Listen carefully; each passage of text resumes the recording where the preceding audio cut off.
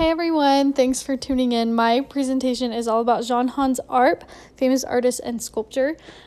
He started studying in the 1900s and throughout his life has created hundreds of sculptures that are showcased throughout the world. He was raised in Germany but completed his education in Paris.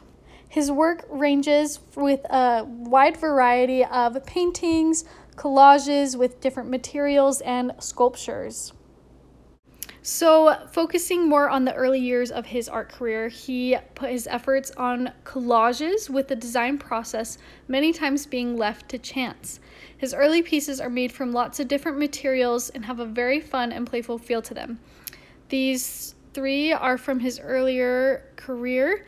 The first one is titled Shirt, Front, and Fork, and the last two are actually untitled, but can be distinguished by the extreme randomness that he used to create them.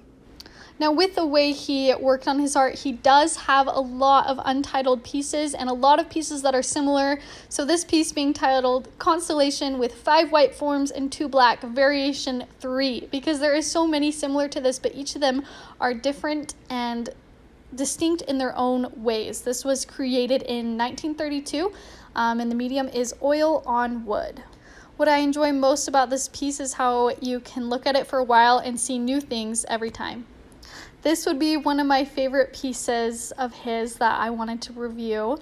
It is titled Growth. It was created in 1938 and it is made with marble. And I think it stands out to me so much because of the shapes and the twisting. And you can almost imagine a figure in this, but it's still so abstract. There's so much left to the imagination. And I love the elegance of this piece and how it flows and ebbs with itself. Another one of his pieces I wanted to show and talk about is this titled Head and Shell. It is polished brass, and this was created in 1933. What I loved learning about Jan is that as he worked in the sculpting process, he never really had an intended result. It kind of was a flow to get to where the end was, which is why a lot of his pieces are left untitled because he wanted it up to the imagination, but he ended up naming some of them, and this one, Head and Shell. Now, this piece is titled Overturned Blue Shoe with 2 heels under a black vault. Quite a name for a piece that seems so simple, but I really see the significance of this. This was made in 1925 out of painted wood. A lovely quote from Jan says, "I looked for new constellations of forms, such as nature never stops producing. I tried to make forms grow. I put my trust in the example of seeds, stars, clouds, plants, animals, men, and finally in my innermost being." So in the 1920s, Jan and his wife and fellow artist Sophie were commissioned to redesign a historical building, the Aubette in France. The idea was to bring an old building from the 1700s into the modern world with abstract ideas, color, and illusion. Jan and his wife worked to create the interior and more. While Jan is more widely recognized for his work, his wife seems to be forgotten about, but her work stands for herself in this building and her own individual art career. However, the tragic loss of Jan's wife took a very large toll on him, and he stepped away from creating art for a while. After a few years, the world had thought he had disappeared, but he came back with a new and even more connected style. He began connecting more with nature in his art, as seen here.